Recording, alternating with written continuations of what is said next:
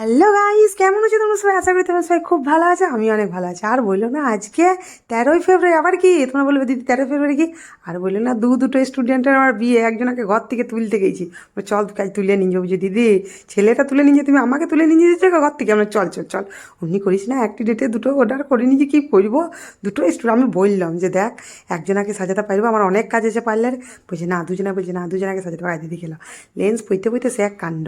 মানে এই স্টুডেন্ট আমার কি বলবো, মানে মানে কি বলবো, ছোটো বোনের মতো শুধু আবদার আমাকে, দিদি আমাকে এই করে দিতে হবে, দিদি আমাকে ছোট্ট করে কলকা দেবে, রিসেপশনে তুমি ওখানে সাজাতে যাবে নাই, পুরুলিয়া অনেক দূর, তুমি পারবে না যেতে, তাহলে তোমাকে এখানে রিসেপশনের মতোই সাজাই দিতে হবে।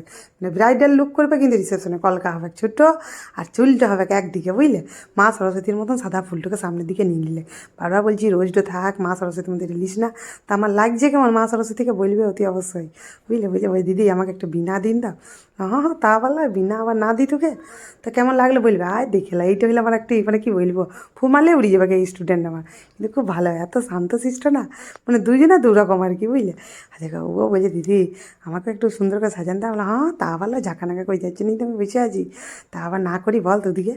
আয় দেখেলা ওকে একটু ঝাঁকানাকা করে দিলাম, নিয়ে পরে আয় দেখো গায়ে তো মাংস নাই, মা আমার কিছুই খাই না, তো কেমন হইলেও আমার কাজটা সেটা কেমন লাগলেও তোমাদের জানাবে অতি অবশ্যই।